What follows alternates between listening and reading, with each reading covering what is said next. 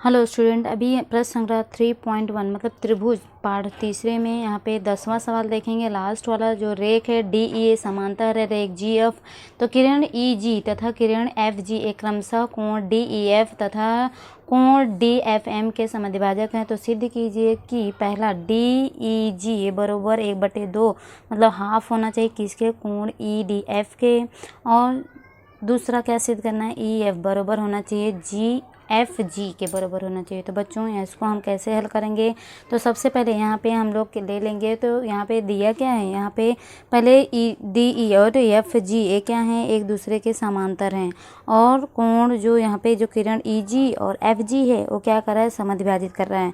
तो यहाँ पे सबसे पहले हम किरण ई जी ले लेते हैं। किरण ए जी किसको समद्विभाजित कर रहा है, किस कोण को, डी ई एफ को समद्विभाजित कर रहा है। तो पहले हम किरण क्या ले लेंगे, पहला किरण ई जी यह कोण किस कोण को, यह डी ई एफ कोण डी ई एफ को क्या कर रहा है, समद्विभाजित कर रहा है। तो यहाँ पे एफ को समद्विभाजित कर रहा है। तो बच्चों यहाँ पे हम लोग लिख देंगे समद्विभाजित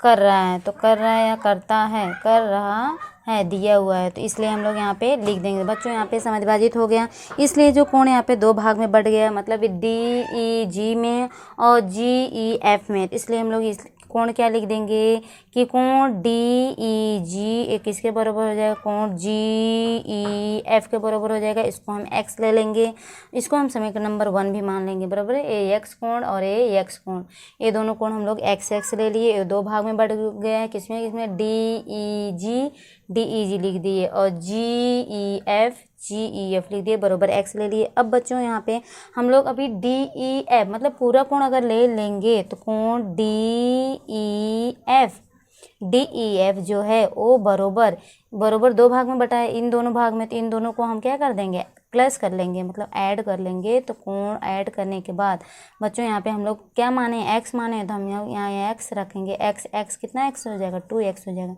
मतलब कोण डी ई एफ कितना आ गया, 2x आ गया।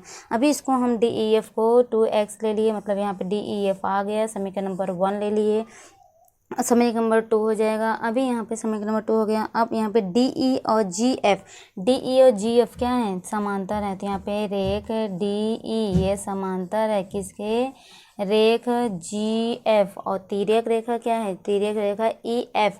यहाँ पे हम लोग तिर्यक रेखा क्या लेंगे, अभी डी ई और जी एफ, और तिर्यक रेखा क्या लेंगे, ई जी है, बराबर। तो ई जी हम क्या लेंगे, इसकी तिर्यक रेखा, या हम लोग ई जी की जगह पे ई एफ, अभी अगर ई एफ लेंगे तो एफ पे कौन बनेगा। तो यहाँ पे हम क्या ले लेंगे, तथा तिर्यक रेखा क्या ले लेते हैं, ई एफ क्या है, तथा रेख ई एफ तिर्यक रेखा है। तो तिर्यक रेखा यहाँ पे हम लोग बच्चों लिख दिए, बराबर। इसके बाद तिर्यक रेखा हो गया ई एफ। इसके बाद हम लोग कोण जो डी ई एफ बनेगा, कोण डी ई एफ, यहाँ पे जो डी ई एफ है इसके बाद यहाँ पे डी ई एफ जो कोण बनेगा और G F M, D E F और जी एफ एम, मतलब यहाँ पे ये दोनों कोण क्या हो जाएगा, संगत कोण से बच्चों यहाँ पे क्या हो जाएगा, बराबर हो जाएगा। तो कोण यहाँ पे क्या हो जाएगा, संगत कोण से बराबर हो जाएगा। तो यहाँ पे हम लोग क्या करेंगे, संगत कोण से यहाँ पे संगत कोण क्या बन रहा है वो हम लिख देंगे। तो बच्चों हम लोग यहाँ पे लिख देंगे, क्या लिखेंगे कि यहाँ पे डी ई एफ, कोण डी ई एफ किसके बराबर हो जाएगा, कोण जी एफ एम के से संगत कोण से। बच्चों यहाँ पे देखेंगे डी ई एफ मतलब ए वाला जो कोण बनेगा, ए वाला कोण किसके बराबर हो जाएगा, जी एफ एम मतलब इस कोण के बराबर होगा। क्यों, क्योंकि यहाँ पे बच्चों जो यहाँ पे एकांतर कोण यहाँ पे बनेगा, क्योंकि यहाँ पे क्या हो गया, डी ई और जी एफ क्या समांतर, अभी यहाँ पे एक तिर्यक रेखा है, यहाँ पे जो एकांतर कोण, यहाँ पे एक कोण क्या हो रहा है, यहाँ पे बन रहा है संगत कोण यहाँ पर और यहाँ पे एक संगत कोण, मतलब ये क्या हो जाएगा बरोबर। यहाँ पे एफ पे बन रहा है और यहाँ पे ई बन रहा है, मतलब ये क्या होंगे एक दूसरे के बरोबर हो जाएंगे। यहाँ पे हम क्या लिख देंगे संगत कोण। तो संगत कोण से यहाँ पे क्या हो जाएगा दोनों कोण बरोबर हो जाएगा। तो हम यहाँ पे क्या लिख देंगे संगत कोण। संगत कोण हो गया। अभी बच्चों यहाँ पे GFM अभी GFM कितना, यहाँ पे हम लोग जो आया है DFM क्या लिखेंगे GFM कितना आया हुआ है। तो बच्चों यहाँ पे एक कोण कितना हो जाएगा GFM कितना हो जाएगा 2x, क्योंकि बच्चों DEF 2x है तो AB GFM भी क्या हो जाएगा 2x हो जाएगा। क्यों? क्योंकि यहाँ पे समीकरण नंबर 1 से हम लोग यहाँ पे लिख देंगे बरोबर। यहाँ पे क्या लिखेंगे समीकरण 1 से, सॉरी समीकरण 2 से, तो समीकरण 2 से हो गया। अब बच्चों यहाँ पे हम क्या करेंगे, इसके बाद किरण जो FG है, किरण FG, यहाँ पे किरण जो FG है वो किसके समांतर, अभी FG यह किस कोण को समाद्विभाजित कर रहा है F को, DFM को। तो FG किसको DFM को। तो यहाँ पे हम लोग लिख लेंगे कि किरण क्या लिखेंगे किरण FG यह किस कोण को, कोण DFM को क्या कर रहा है समद्विभाजित कर रहा है, समद्विभाजित कर रहा है। तो इसलिए बच्चों यहाँ पे हम समद्विभाजित कर रहा है, इसलिए यहाँ पे समद्विभाजित लिख लेंगे। इसके बाद 2 भाग में बट गया है बराबर। अभी ये 2 भाग में बट गया है कोण, तो हम लोग इसको क्या लिख देंगे, तो यहाँ पे हम लोग 2 भाग में बट गया है तो हम क्या करेंगे इसको 2 भाग में लिख देंगे बराबर। कैसे लिखेंगे, तो यहाँ पे हम देखते हैं अभी इसको हम 2 भाग में किस प्रकार लिखेंगे। अभी ये 2 भाग में इस कोण में दोनों बट गया है, तो DFM जो है वो 2 भाग में कैसे हम लिखेंगे DFG, क्या लिखेंगे DFG कोण DFG और GFM, DFG एक किसके बराबर हो जाएगा कोण GFM के बराबर हो जाएगा बच्चों। तो यहाँ पे हम लोग कितना लिए हैं 2x लिए हैं बराबर। यहाँ पे GFM भी कितना है, अभी ये कितना हो जाएगा क्योंकि यहाँ पे x लिए हैं बराबर, a भी x हो जाएगा ax, मतलब a पूरा कितना है तो यहाँ पे क्या हो जाएगा x हो जाएगा। अब इसके बाद हम क्या करेंगे दोनों को क्या करेंगे जोड़ देंगे। अब दोनों को जब जोड़ेंगे मतलब अभी 2 भाग हुआ है DFM कोण DFM किस भाग में DFG में और GFM में, तो कोण DFG प्लस कोण GFM बराबर कितना हो जाएगा x प्लस x कितना हो जाएगा 2x हो जाएगा बच्चों। अभी कोण DFM कितना आ गया 2x आ गया बराबर। अब अभी DFM यहाँ पे बच्चों अभी कितना आ जाएगा, यहाँ पे कोण DFG दोनों अगर मिलाएंगे तो दोनों कोण यहाँ पे DFM यहाँ पे DFG और GFM कितना है DFG अभी यहाँ पे कितना दिया हुआ है GFM 2x दिया है, तो मतलब यहाँ पे कितना, यहाँ पे x नहीं कितना रहेगा 2x रहेगा बराबर 2x है, क्योंकि यहाँ पे GFM समीकरण नंबर 2 से 2 में है और DFG ये भी कितना हो जाएगा 2, मतलब दोनों कितना हो जाएगा 2x कितना हो जाएगा बच्चों यहाँ पे 4x हो जाएगा बराबर।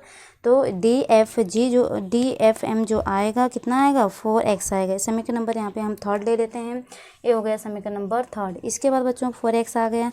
अब हम DFM लेते हैं। अभी यहाँ पे कोण DFM जो है ये बहिष कोण DFM देखेंगे तो DFM किसका बहिष कोण है DEF, इस त्रिभुज का क्या है बहिष कोण है। तो बच्चों यहाँ पे ऐसा त्रिभुज बन रहा है, इसका बहिष कोण ये बन रहा है बरोबर।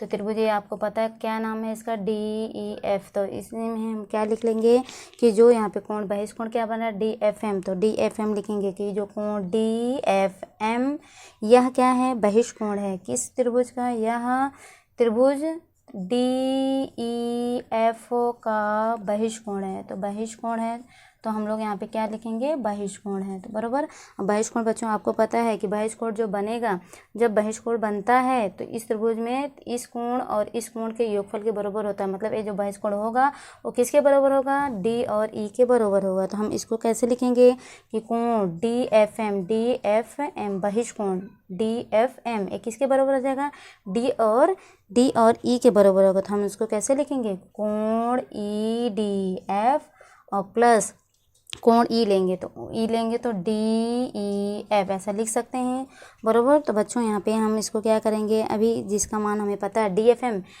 एम कितना आया है, डी एफ एम 4 आया है, 4x लिख देंगे। इसके बाद यहाँ पे ई डी नहीं पता है हमें, ई डी एफ नहीं पता है तो ऐसे लिख देंगे। डी ई एफ हमें पता है, अभी डी ई एफ बच्चों यहाँ पे डी ई एफ 2x है तो यहाँ पे हम 2x लिख देंगे, बराबर। अभी ई डी ज्ञात हो जाएगा, ई डी एफ बराबर कितना आएगा, अभी 2x सीधा प्लस हो रहा है, इस साइड जाके माइनस हो जाएगा तो इतना आ जाएगा 2x। मतलब कि ई डी एफ कितना आ गया, 2x आ गया, ई डी एफ भी 2x आ गया। इसके बाद अभी 2x आ गया ई डी एफ।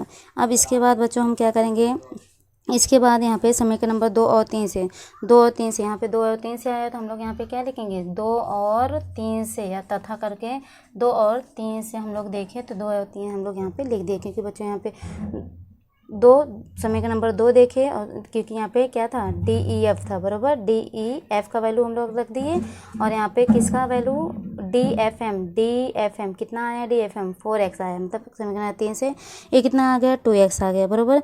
अब यहाँ पे 2x आ गया, किसका वैल्यू आ गया, ई डी एफ का। अभी ई डी एफ आ गया तो बच्चों यहाँ पे अभी जो x है, x का अगर हम ज्ञात करेंगे तो ये x बराबर क्या हो जाएगा, उधर जाके क्या हो जाएगा, बटे में आ जाएगा, EDF का हाफ हो जाएगा। तो EDF का हाफ हो जाएगा तो हम लोग क्या करेंगे, यहाँ पे EDF का हाफ कर देंगे, बराबर।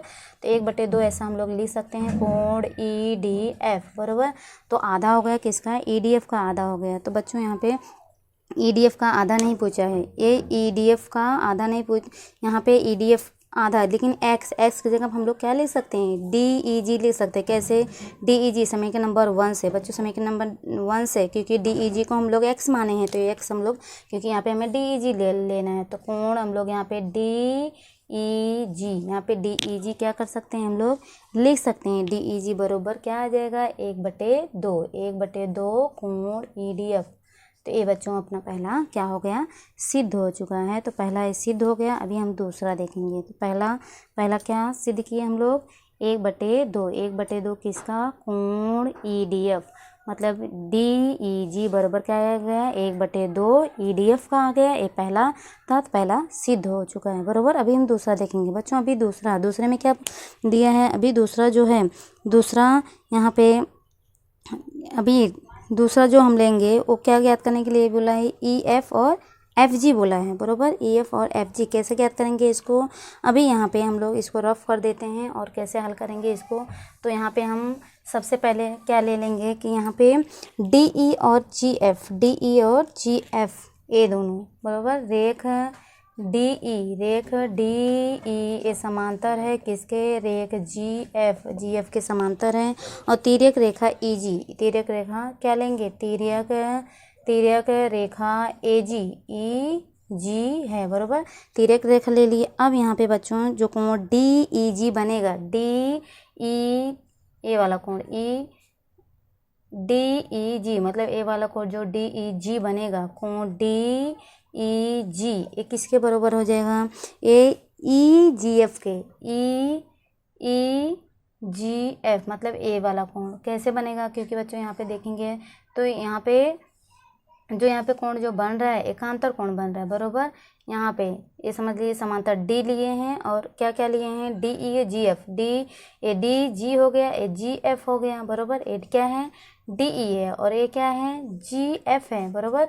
अब यहाँ पे जो कोण बनेगा ये क्या बनेगा, यहाँ पे एकांतर कोण। और एकांतर कोण बच्चों आपको पता है कि एकांतर कोण क्या होता है, हमेशा एकांतर कोण हमेशा क्या होता है, सर्वांग एकांतर कोण बराबर होता है। तो यहाँ पे कोण क्या लिखेंगे हम लोग, EGF,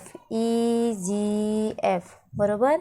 EGF किसके बराबर, DEG के बराबर।